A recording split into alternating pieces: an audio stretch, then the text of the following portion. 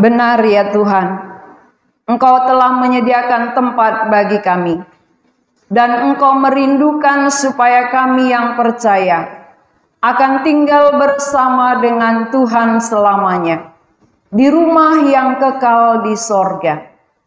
Kami bersyukur memiliki Allah yang memikirkan tempat kami yang kekal, karena bumi akan binasa, bumi akan lenyap, tetapi ada tempat kekal yang Tuhan persiapkan bagi kami, supaya setiap orang boleh mempersiapkan diri, agar kami memiliki tempat yang sudah tersedia.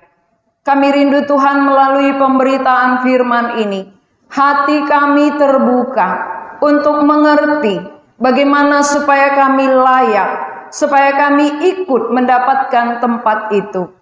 Terima kasih untuk ibadah hari ini. Kami percaya kehadiran Tuhanlah yang kami perlukan. Ketika Engkau hadir, ketika Engkau berbicara, maka jiwa kami akan disegarkan, dan firman-Mu menjadi berkat bagi kami. Kami siap diisi oleh firman Tuhan. Dalam nama Tuhan Yesus kami berdoa. Amin. Jemaat dipersilakan duduk kembali. Mari kita membaca dari Injil Yohanes pasal 14 ayat 1 sampai 4. Injil Yohanes pasal 14 ayat 1 sampai 4. Kita akan baca dalam bentuk responsoria. Saya baca ayat ganjil, kita baca ayat genap. Yohanes 14 ayat 1 sampai 4. Kita akan mulai. Janganlah gelisah hatimu. Percayalah kepada Allah. Percayalah juga kepadaku.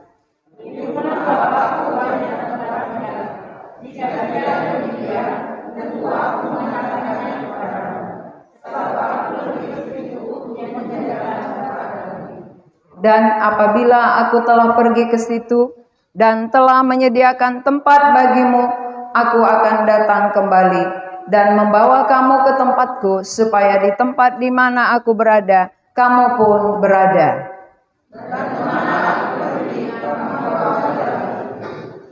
Tema khotbah kita hari ini, rumah kekal.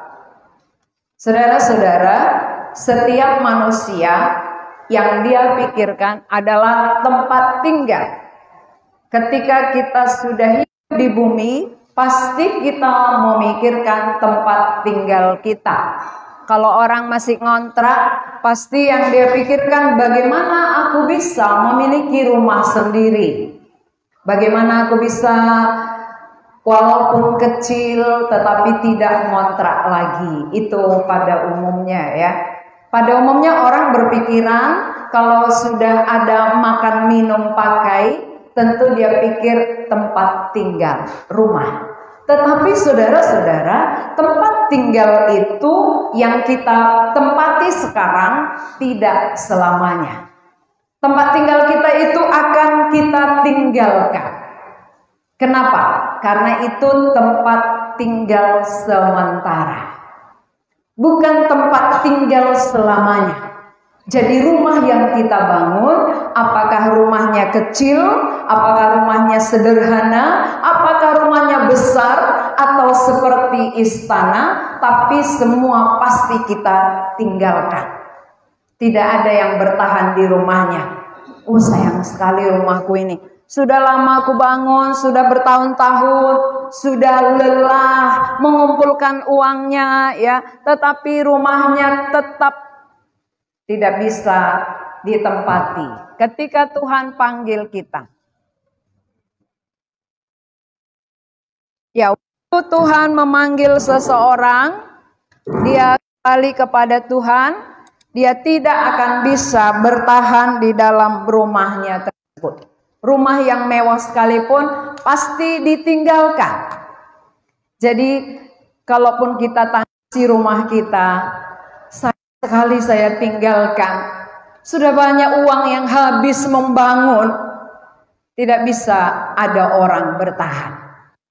Satu saat semua kita pasti meninggalkan rumah di bumi. Kalau rumah di bumi pasti kita tinggalkan, berarti apa yang perlu kita persiapkan, saudara? Rumah kekal. Ada rumah bumi sementara, ada rumah kekal surga. Itu yang perlu kita pikirkan, yang perlu kita persiapkan, karena satu saat kita akan pergi ke sana. Rumah di bumi kita tinggal, lalu kita pulang ke rumah kekal. Kalau saudara tidak mempersiapkan sekarang, saudara akan rugi.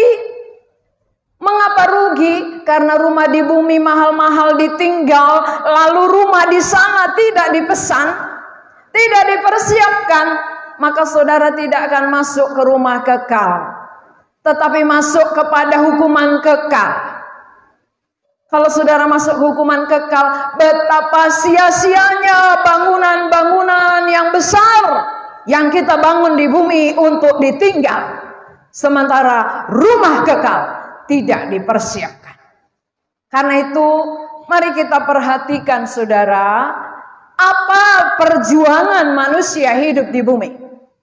Apa yang kita pikirkan, apa yang kita perjuangkan selama kita hidup di bumi. Kita harus mengerti apa yang saya cari, apa yang saya kejar, apa yang saya kumpulkan. Kalaupun kita cari, kita dapat, kita kumpul, tapi nanti untuk apa? Ditinggal. Semua yang kita cari, kita kumpul untuk ditinggalkan. Tetapi kalau rumah kekal untuk kita dapatkan, ke sana kita akan pergi. Kita akan melihat gambar ilustrasi di depan. Kita melihat ada anak gelandangan yang tidak punya orang tua.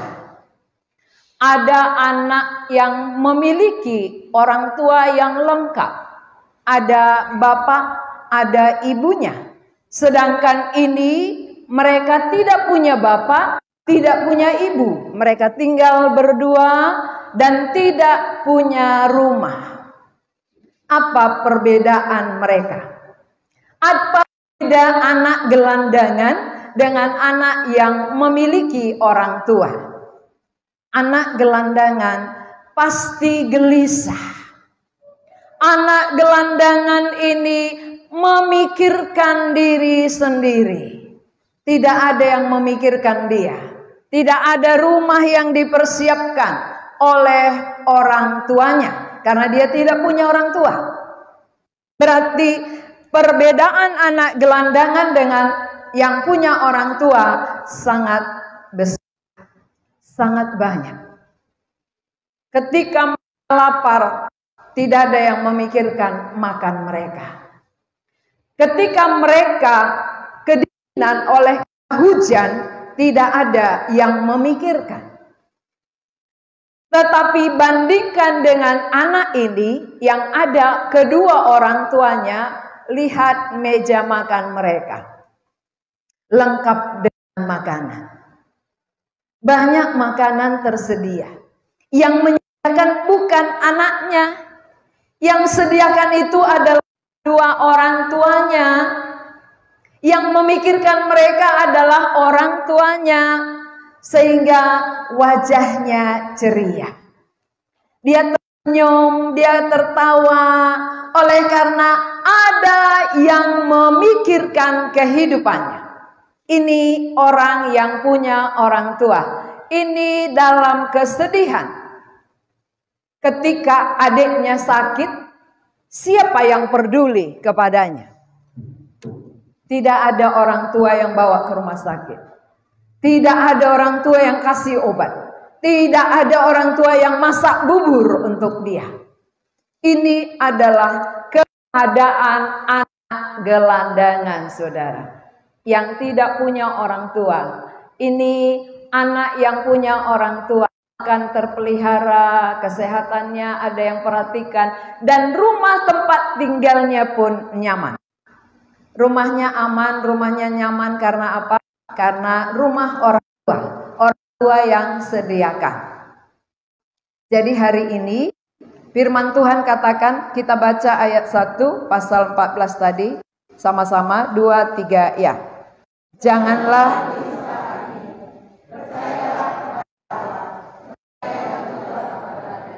ini perkataan Tuhan Yesus. Tuhan Yesus berkata kepada murid-muridnya, janganlah gelisah hatimu. Percayalah kepada Allah. Percayalah juga kepadaku. Kenapa Tuhan Yesus katakan jangan gelisah? Ada Allah. Ada Bapa yang peduli kepada anak-anaknya. Jadi Tuhan Yesus ini sudah punya Bapa. Tuhan Yesus, murid Tuhan Yesus sudah punya Bapa. Maka murid-muridnya tidak perlu gelisah. Saudara-saudara, orang yang nggak punya Bapa, nggak punya orang tua, wajar gelisah. Wajar hidupnya gelisah. Karena tidak ada yang peduli kepadanya. Tidak ada yang perhatikan dia. Tidak ada yang bertanggung jawab. Tetapi murid-murid dinasihati Tuhan Yesus. Ketika dia mau pergi, dia katakan, janganlah gelisah hatimu. Mengapa Tuhan katakan jangan gelisah? Kamu itu punya Bapa loh. Kamu punya Bapa yang menyediakan tempat bagimu. Yang mempersiapkan tempat, itulah rumah kekal bagimu. Jadi kamu tidak perlu gelisah. Seringkali kita hidup dalam kegelisahan karena mata kita tertuju kepada tempat tinggal bumi ini. Rumah sementara ini membuat ada kegelisahan. Kalau habis kontrakku kemana aku? Nanti kalau tiba-tiba diusir orang kemana aku? Nanti kalau nggak ada uang kemana aku? Nanti. Sekarang masih ada. Ya, ini namanya digelisahkan. Orang yang tidak memiliki Bapa di sorga menjadi bapaknya hidup dalam kegelisahan. Tetapi murid-murid bukan demikian. Murid-murid punya Bapa. Lalu Tuhan katakan, jangan gelisah hatimu. Percaya kepada Allah, percaya kepadaku. Karena ayat 2, di rumah Bapakku banyak tempat tinggal. Di rumah Bapakku banyak tempat tinggal. Apa maksudnya banyak, saudara? Banyak bukan rumah ruko berbaris ya, rumah petak berbaris. Bukan itu maksudnya banyak. Banyak tempat tinggal itu maksudnya berapa banyak manusia pun bisa masuk. Berapa banyak manusia pun akan ditampung oleh sorga. Kalau bumi ini gak muat, maka kenapa ada kematian? Karena gak muat. Kalau manusia gak mati-mati, lahir lagi gak mati, lahir gak mati, gak muat. Diri aja pun gak muat lagi. Maka kita giliran dibuat Tuhan hidup. Giliran di bumi, lalu pulang ke rumah kekal. Giliran bagi anak kita, pulang ke rumah kekal. Di rumah Bapa banyak tempat tinggal. Semua generasi akan ditampung oleh tempat itu. Siapapun akan masuk ya yang percaya. Bukan berarti semua manusia akan diterima di sana. Harus dipersiapkan selagi kita hidup di bumi ini. Kalau kita nggak mempersiapkan tempat kita tidak akan diterima. Maka Tuhan katakan ayat 3-nya, ayat 2 bagian B. Jika tidak demikian, tentu aku mengatakannya kepadamu, sebab aku pergi ke situ untuk menyediakan tempat bagimu. Jadi untuk apa Yesus pergi ke sorga? Hari ini kita merayakan hari kenaikan Yesus ke sorga. Buat apa dia naik ke sorga? Untuk apa? Dia katakan, aku pergi menyediakan tempat bagimu. Waktu itu Yesus belum mati. Dia belum dikubur. Dia belum bangkit, belum naik ke surga. Ketika dia menjelang kematiannya, dia berpesan kepada muridnya, aku pergi. Aku tidak selamanya bersama dengan kamu secara tatap mata. Secara dengan tangan, tidak selamanya. Aku pergi. Untuk apa Yesus pergi, saudara? Menyediakan tempat bagi murid-muridnya. Cara apa Tuhan mempersiapkan tempat? Dengan cara apa? Apakah seperti tukang membangun, disiapkan pasirnya, disiapkan semennya, disiapkan besinya? Bukan. Cara Kristus menyediakan tempat kekal bagi kita bukan sama dengan rumah bumi, tetapi melalui kematiannya. Kristus harus mati, harus rela korbankan nyawanya, lalu dikuburkan, dan pada hari ketiga bangkit dari kematian, lalu naik ke sorga. Jadi Kristus menyediakan tempat adalah melalui dirinya, melalui kematiannya, pengorbanannya. Itulah cara mempersiapkan tempat. Jadi tempat itu sudah tersedia, saudara. Sorga yang kekal, rumah Bapa sudah tersedia karena Kristus sudah mati. Dia sudah dikubur, tapi bangkit pada hari dan telah naik ke sorga. Maka hari ini kita peringati. Mengapa diperingati? Memperingati itu berarti sudah pernah terjadi. Memperingati hari kemerdekaan Republik Indonesia berarti sudah pernah. Memperingati Kristus naik ke sorga berarti dia sudah pernah naik ke sorga. Lalu bagi kita disediakan tempat. Dia sudah kerjakan. Dia sudah mati untuk kita. Dia sudah berkorban bagi kita. Supaya kita yang percaya kepada kematiannya, pengorbanannya, kita akan diterima di rumah yang kekal. Itu cara satu-satunya. Beda dengan di bumi. Kalau di bumi, kalau kita tidak punya uang, kita tidak punya rumah. Kita tidak bisa membangun. Tapi kalau mau masuk ke rumah kekal, kita tidak perlu uang. Kita tidak perlu biaya. Yang diperlukan adalah iman percaya kita kepada Kristus yang telah mati untuk kita, yang telah berkorban bagi kita. Itu cara untuk mendapatkan rumah yang kekal. Kalau demikian, saudara, kepada murid-muridnya dia katakan, jangan gelisah hatimu. Aku pergi menyediakan tempat bagimu, dan rumah itu luas, banyak yang bisa masuk. Sorga tidak terbatas. Berarti sorga itu tempat tinggal. Sama dengan bumi ini tempat tinggal bisa kita pijak. Berarti sorga pun tempat tinggal kita bisa pijak. Kita bisa tinggal bersama dengan Tuhan di sorga.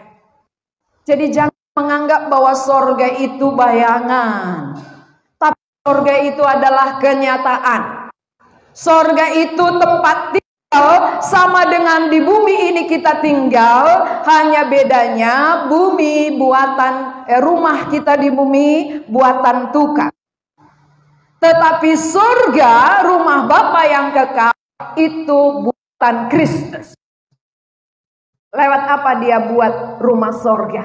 Lewat pengorbanannya, lewat kematiannya di kayu salib, dan itu telah selesai. Maka kenapa dia belum datang sekarang? Perhatikan ayat 3. Kita baca bersama-sama ayat 3. Yang Tuhan Yesus katakan, 2. Dan apabila aku telah pergi ke situ dan telah menyediakan tempat bagimu, aku akan datang kembali dan membawa kamu ke tempatku, supaya di tempat di mana aku berada, kamu pun berada. Ini janji. Tuhan sudah kerjakan tentang kematiannya. Tetapi janji yang sekali lagi, aku akan datang.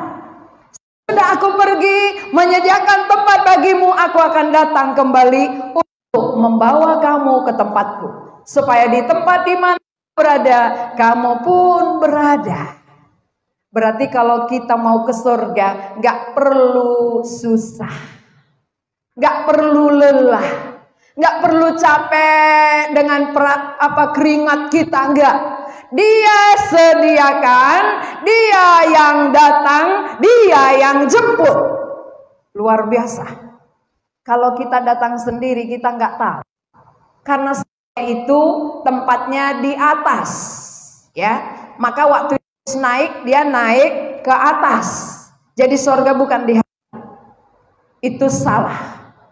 Siapa yang pernah dengar surga di hati itu salah. Siapa yang pernah dengar surga di telapak kaki ibu? Salah. Ya. Yang benar di mana? Di atas. Karena Yesus naik ke atas. Jadi jangan mau dibodoh-bodohi oleh manusia. Yang benar adalah sesuai Alkitab. Alkitab ini adalah kebenaran. Sesuai Alkitab itulah kebenaran. Kebenaran mengatakan bahwa surga rumah Bapa itu ada di atas. Maka siapa yang percaya kepadanya akan dijemput supaya tersesat.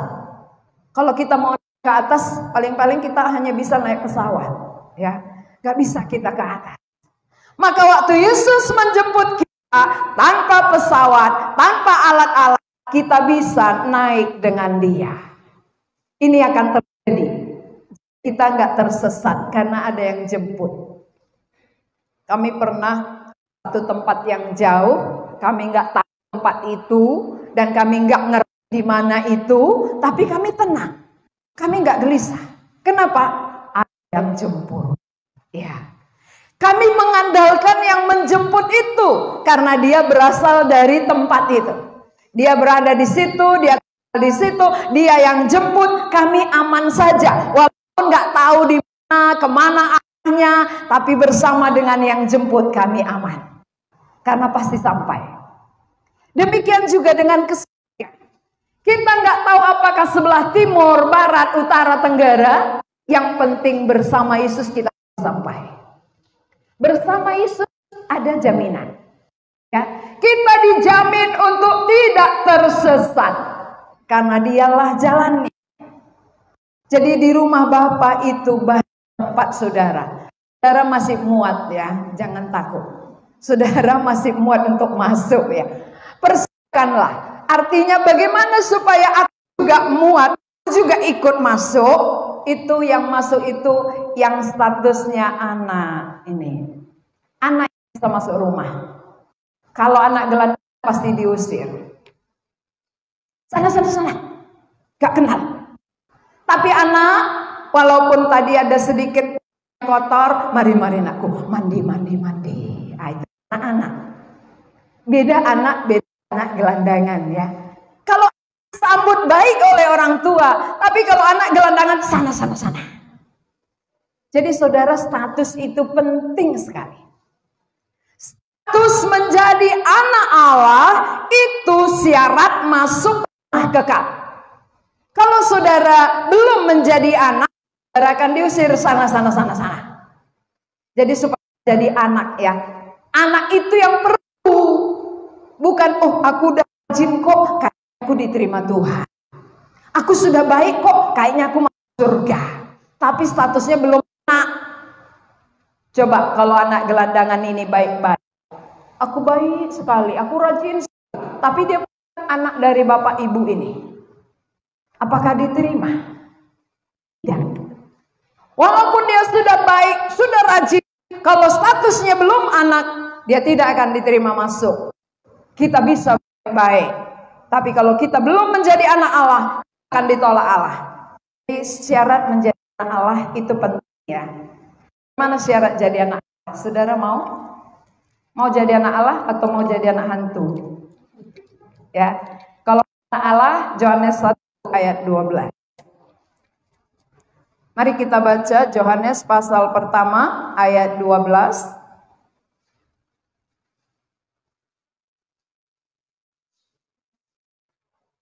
Sudah dapat semua? Yohanes 1 ayat 12. 2, 3, ya.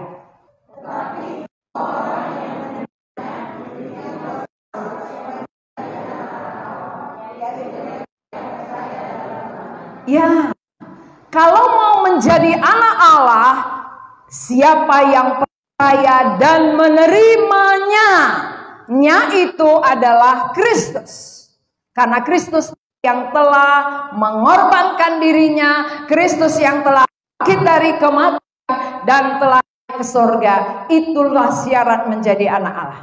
Maka siapa yang menerima Kristus yang telah mati untuk dia, dia akan menjadi anak Allah. Bukan siapa yang paling rajin gereja. Oh, saya nggak pernah absen loh, berarti saya anak Allah. Saya banyak persembahan loh, berarti saya anak Allah. Bukan. Menjadi anak Allah itu ketika seseorang menerima pribadi Kristus. Mengapa orang yang menerima Tuhan Yesus menjadi anak Allah? Karena Kristuslah satu-satunya yang menjamin. Kristuslah satu-satunya yang menyediakan tempat bagi kita ketika dia mati di kayu salib. Enggak ada yang lain. Tidak ada pilihan. Tidak ada jalan lain yang bisa membawa saudara ke rumah Bapa lain daripada Yesus Kristus. Itu siapa yang berkata demikian? Yesus atau pendeta? Dari mana dia berkata? Yohanes 14 tadi ayat 6 ya. Mari kita baca. Yohanes pasal 14 ayat 6. Kita baca bersama-sama. 2 ya. Kata Yesus kepadanya, Aku dan kebenaran dan hidup. Tidak ada seorang pun yang datang kepada Bapa kalau tidak melalui aku. Berarti Yesus sendiri yang berkata, aku jalan. Tidak ada yang bisa sampai ke surga kalau tidak melalui aku. Adakah tokoh lain berani katakan dia jalan? Enggak ada. Hanya Yesus yang berani berkata, aku jalan. Mengapa? Karena dia sudah dari surga. Dia sudah kembali ke surga. Dan dia akan datang lagi sekali untuk menjemput kita. Dan membawa kita ke tempat, supaya di tempat di mana dia berada, kita pun berada. Ya, lalu keadaan surga itu seperti apa? Mari kita perhatikan. Dari Wahyu 21. Wahyu pasal 21. Wahyu paling terakhir ya. Paling akhir di belakang Wahyu 21 ayat 4.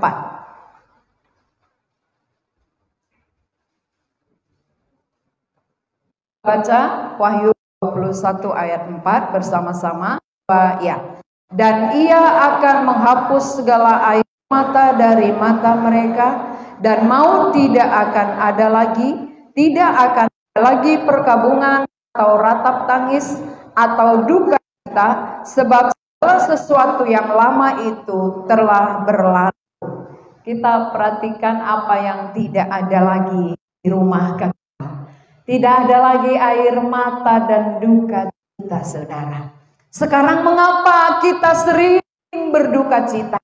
Kenapa kita sering menangis? Karena ada kematian. Ketika keluarga kita mati, meninggal, pasti kita berduka cita. Pasti kita menangis. Ya, tapi di sana tidak ada lagi kematian. Maka tidak ada lagi air mata. Siapa yang paling banyak air matanya keluar selama hidup? Sampai sakit kepala, sakit mata, ya. Karena udah terlalu banyak air mata keluar, jadi minus dia. Mataku nggak terang lagi. Kenapa? Terlalu banyak nangis. Akhirnya kepala sering pusing. Ya, ini bumi. Di bumi banyak sekali air mata, saudara. Banyak sekali duka cita karena ada kematian.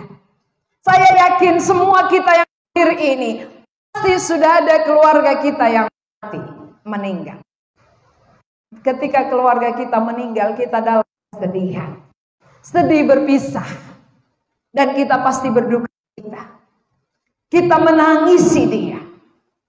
Dan tidak menangisi orang mati. Tapi tangisan kita sering karena banyaknya pergumulan kita. Banyaknya masalah yang kita hadapi. Persoalan demi persoalan. Belum selesai yang satu, datang yang kedua. Belum selesai yang kedua, datang yang berikut. Akhirnya yang salah siapa? Tuhan, yang satu aja belum selesai Tuhan. Kenapa kau izinkan yang kedua? Kenapa datang yang ketiga? Akhirnya yang salah. Padahal bumi tempat susah.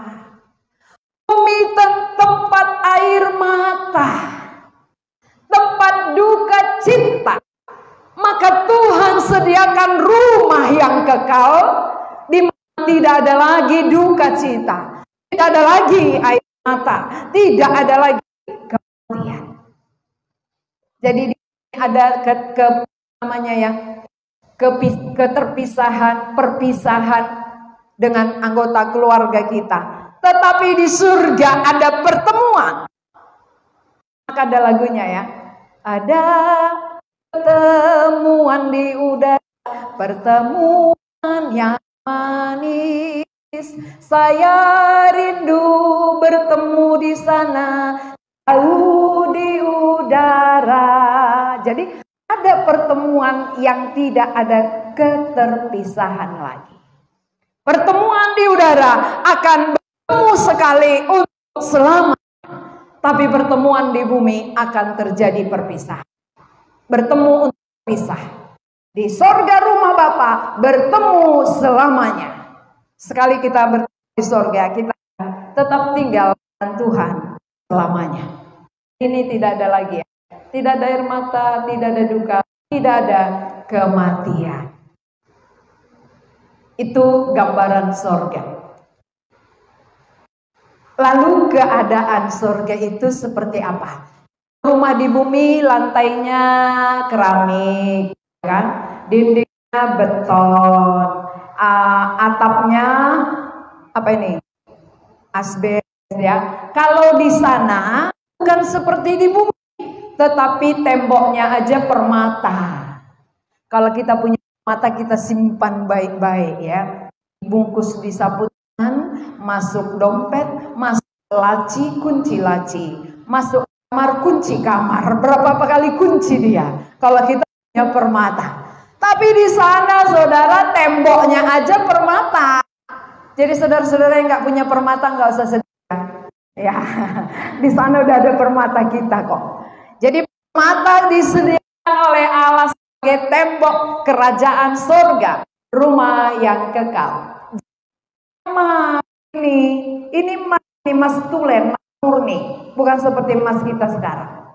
Kalau emas di bumi laku di sana. Ya, emas tulen ini menjadi jalan-jalannya saudara. Berarti dipijak-pijak emas. Jadi kalau saudara di sini menangisi emas, di sana dipijak ya. Kapanlah ada emasku yang bisa kukalungkan ya? Kapanlah ada emasku yang bisa kupakai ya di tanganku, cincinku gitu. Itu bisa membuat orang sedih dan menangis. Kenapa? Karena ketika ke pesta dilihatnya sebelahnya pakai emas, dia gak sedih, dia pulang dari pesta nangis dia. Ya, aku kok gak pakai emas Tuhan, tetangga aku semua pakai emas katanya. Tuhan bilang apa? Jangan gelisah hatimu. Ya, di surga jalannya pun emas. Kamu bisa pijak emas nanti di sana. Maka itulah yang perlu kamu perjuangkan. Bagaimana supaya kamu masuk ke rumah yang kekal itu? Kalaupun kamu pakai di leher ya, seperti kerbau atau lembu, seperti rantai lembu itu besarnya, itu tinggal. Itu akan ditinggal. Tapi kalau ke sana, kita akan pulang ke sana, ini yang kita jumpai di lantai emas. Pintu gerbangnya mutiara ini. Jadi kalau pintu gerbang ini ada 12, ada 12 mutiara. Luar biasa ya. Pintunya aja mutiara. Kalau saya nggak punya apa-apa, tapi saya nggak gelisah karena saya sudah punya ini. Sudah punya mutiara, emas dan permata tersimpan di sorga, dan sebentar lagi ke sana. Ya, siapa mau ikut? Ya, kalau mau ikut ke sana, siapkanlah diri saudara. Ya, Tuhan Yesus tadi katakan jangan gelisah. Kamu nggak punya apa-apa di bumi, jangan gelisah. Di sana sudah kusediakan semuanya. Ya, di sana udah sedia semua. Di sini kesusahan. Bumi tempat tempat menangis, tempat duka. Tapi ada surga tempat kekal, senang selamanya. Tinggal satu rumah dengan Tuhan. Bayangkan, indah sekali ya. Satu rumah dengan Tuhan Yesus. Jadi kita akan menikmati kehadirannya setiap saat. Kalau sekarang kita nikmati kehadirannya, ketika kita punya masalah, kita pikir dia nggak hadir, ya, nggak nampak dengan mata.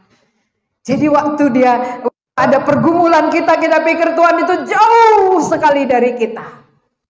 Waktu diberkati baru Tuhan dekat. Haleluya. Puji Tuhan gitu ya. Tuhan baik. Tapi waktu jualan nggak laku, di mana Tuhan ini? Yang nggak kenal Tuhan, yang nggak rajin aja diberkati. Aku rajin kok nggak diberkati gitu ya. Itu kalau di bumi selalu banding-banding dengan orang lain. Tapi di sorga sama semua. Nggak ada yang miskin, nggak ada yang kaya. Semua mulia. Semua nggak ada kekurangan. Kenapa kita merasa kurang? Karena kita nggak mulia lagi. Tubuh kemuliaan itu telah hilang. Maka manusia merasa kurang dan kurang. Tapi ketika kita masuk ke surga, nggak ada lagi kekurangan. Karena kita dalam tubuh kemuliaan. Jadi nggak ada merasa kurang tinggi, kurang langsing, kurang langsung gitu ya. Nggak ada. Semua sudah mulia. Jadi nggak ada putih ya. Bagaimana cara putih, bayar pun nggak apa-apa gitu. Ya, supaya kelihatan kinclong. Kan banyak orang membuat mukanya kinclong ya. Jadi di surga nggak perlu pakai makeup, udah kinclong. Ya, nggak perlu lagi apa di sana kinclong. Kenapa? Nggak perlu matahari di sana. Nggak perlu bulan. Sekarang kalau malam nggak ada bulan, gelap. Siang nggak ada matahari, gulita. Jadi kita sangat tergantung kepada matahari. Tapi di surga nggak perlu matahari, nggak perlu bulan. Karena yang menerangi adalah cahaya kemuliaan Allah. Kalau kita bayangkan aja udah indah. Apalagi kita masuk di situ. Maka pernah ada bapak-bapak bilang begini. Kalau memang indah di surga, kenapa kalian nggak pulang aja? Itu ya. Kenapa nggak cepat-cepat pulang kalau indah di surga? Dia pikir bisa cepat-cepat. Padahal pulang itu kalau nggak dipanggil oleh pemilik kan nggak bisa ya. Kan diisinya absennya. Siapa giliran siapa tahun ini kan gitu ya. Oh si Hano dipanggil baru bisa pulang. Kalau mau pulang belum dipanggil nggak bisa. Benar ya? Iya saya mau pulang tapi belum dipanggil. Kenapa? Kenapa belum dipanggil? Saudara tahu? Karena masih banyak jiwa yang perlu ditolong. Nanti kalau saya pulang siapa yang nolong? Siapa yang memberitakan? Tenggelam nanti dia dalam dosanya. Tenggelam nanti ke maut. Tuhan belum panggil, beritakan dulu sampai tempat mereka tersedia di rumah yang kekal. Baru kamu pulang. Paling tidak yang hadir ini ya kan, yang hadir di sini, iya paling sedikit itu ya yang hadir ini sudah tersedia semua tempat di surga. Ini udah tatap muka kita di sini tapi di sana di, ya kan, tolak belakang, satu surga satu neraka kan. Jadi semua yang hadir ini saya harapkan kita tatap muka di surga. Amin ya. Ya jadi persiapkanlah tempatnya. Tuhan Yesus sudah sediakan tempat bagi kita. Dan rumah Bapa itu luas, artinya siapapun diterima, berapa banyak pun diterima, nggak ada yang ditolak kalau menerima pribadi Kristus. Karena Kristus itulah jalannya. Maka siapa menerima Tuhan Yesus, dia berhak disebut anak Allah. Kalau kita anak Allah, maka Bapa kita akan sambut kita. Mari anakku yang kukasihi, masuklah dalam kebahagiaan Tuhan. Daripada nyala dari hadapanku, kamu pembuat kejahatan. Selama 12 ya. Kalau sudah mereka bilang nyala dari hadapanku, gak bisa lagi kita bela diri. Di sini kan ada bela diri ya, gak laku itu. Di bumi bisa bela diri, tapi itu masuk surga gak bisa, gak laku bela diri. Apapun yang kita katakan, dia akan tolak kita kalau kita dijadikannya anak-anak Allah. Jadi syarat masuk surga, syarat masuk rumah kekal, harus berhak, harus mendapat hak jadi anak-anak Allah. Syaratnya tadi menjadi anak-anak Allah, menerima ya. Mari kita baca dari Yohanes 1 kembali ayat 12 tadi, supaya nanti di rumah direnung-renungkan, aku sudah jadi anak Allah atau belum ini. Kalau belum nanti aku ditolak. Ya, kita soberkan pun kita di bumi, harta kita nggak laku ya, karena bukan itu syaratnya. Syaratnya harus menjadi anak Allah. Yohanes 1:12 kita baca bersama-sama. 2, 3. Tetapi semua orang yang menerimanya diberinya kuasa supaya menjadi anak-anak Allah, yaitu mereka yang percaya dalam namanya. Saudara-saudara, syarat untuk masuk rumah kekal tidak banyak. Tidak banyak persyaratannya. Cukup menerima Kristus. Kristus yang telah mati. Kristus yang naik ke surga. Ketika kita terima dia di dalam hati kita, menjadi Tuhan kita, Juru Selamat kita, kita diberi hak menjadi anak-anak Allah. Dan anak Allah berhak masuk rumah kekal di surga. Yang bukan anak Allah akan dikenyahkan oleh malaikat. Walaupun kita sudah baju baru ke gereja, walaupun kita sudah bermake, walaupun persembahan kita banyak, kalau kita belum memiliki status Allah, kita akan ditolak. Jadi status menjadi anak Allah itu sangat penting. Itu persyaratan, tidak ada yang lain. Syarat satu-satunya rumah kekal menjadi anak-anak Allah, menerima pribadi Kristus yang telah mati untuk dosa saudara, yang telah bangkit dari kematian, mengalahkan kematian, mengalahkan maut, dan dia telah naik ke sorga supaya dia akan datang lagi menjemput kita. Kalau dia datang menjemput kita, kita tidak tersesat, pasti sampai tujuan.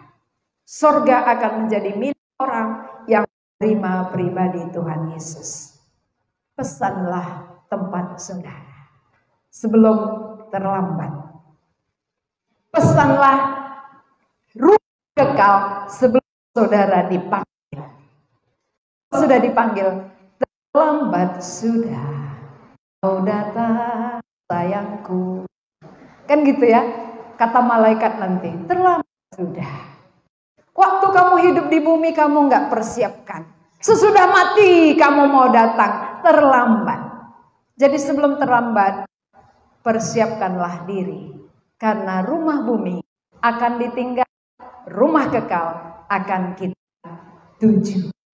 Berarti sekarang berjalan ya, berjalan menuju rumah Bapa, rumah yang kekal, meninggal rumah di bumi. Jadi jangan terus rumah bumi, ini akan ditinggal. Ya, intip-intip dia, kok ini yang ku perjuangkan ya, ini ditinggal semua.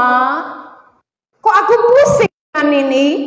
Mataku harusnya tertuju ke sana, karena aku berangkat ke sana, pulang ke sana. Orang yang sudah bangun rumah baru, matanya lebih banyak kemana? Perhatian lebih banyak kemana? Rumah lama yang bocor atau rumah baru yang sudah dibangun? Rumah saudara, mata saudara sekarang tertuju kemana? Rumah lama, rumah baru di sorga. Nah, gimana mata tertuju sana belum disediakan kan gitu ya. Maka orang yang telah percaya kepada Kristus dan menerima, matanya lebih banyak tertuju ke surga, pikirannya lebih banyak tertuju ke surga, hatinya juga, pengharapannya, perjuangan lebih banyak Bapa yang kekal. Anak-anaknya dia pikirkan, saudaranya, tetangganya dia pikirkan bagaimana ikut ke rumah Bapa. Karena dia percaya di sanalah tempat tinggal untuk semuanya, tempat tinggal dengan Tuhan Yesus. Tidak ada lagi keterpisahan, tidak ada lagi air mata, tidak ada lagi kematian, tidak ada lagi duka cita atau tangis. Tetapi yang ada adalah sukacita. Sukacita di hatiku, sukacita di hatiku. Tuhan Yesus mengasihiku, Dia rela mati untuk dosaku. Kan itu sukacita ya, bukan sukacita di hatiku, sukacita di hatiku. Uang tambah setiap hari, padahal itu akan ditinggalkan. Beng beng. Ya. Akan ditinggalkan. Jadi kalau sukacita kita hanya di uang, binasa. Ya, uang itu hanya dipakai untuk alat tukar. Tukar sementara. Kalau mau makan pakai uang, beli beras. Cuman itu. Tapi nggak bisa beli sorga. Ya, sorga nggak bisa dibeli dengan uang, tetapi dengan iman. Selama kita hidup kita butuh makan. Kalau sudah mati di sana nggak perlu lagi. Gak perlu uang, gak perlu beras, gak perlu ikan dan sebagainya. Kita tinggal hidup bersama dengan Tuhan selama-lamanya. Siapa yang mau ikut ke rumah yang kekal, pesanlah tempatnya. Siapa tadi yang mempersiapkan tempat untuk kita? Tuhan Yesus. Untuk siapa dipersiapkan? Untuk yang menerimanya. Ya, mau ikut dari anak atau jadi akan ya sampai di sorga. Semua kita yang memiliki Bapa di bumi akan berakhir. Tapi yang memiliki Bapa di sorga akan kekal sampai selama-lamanya. Mari kita berdoa. Tuhan, kami bersyukur untuk firman-Mu. Biarlah firman-Mu itu dalam hati kami, di renungan hati kami, bahwa rumah kekal Tuhan persiapkan bagi kami, khususnya bagi anak-anak Allah yang sudah menerima pribadi Yesus di dalam hatinya, sehingga dia berhak masuk surga. Terima kasih Tuhan, kami tidak diberi tugas, kami tidak diberi pekerjaan yang banyak untuk mendapatkannya. Bagian kami hanya percaya kepadamu dan menerima kematian-Mu bagi pengampunan kami. Berkati setiap hati kami supaya menerima kebenaran-Mu. Dalam nama Tuhan Yesus kami berdoa. Amin.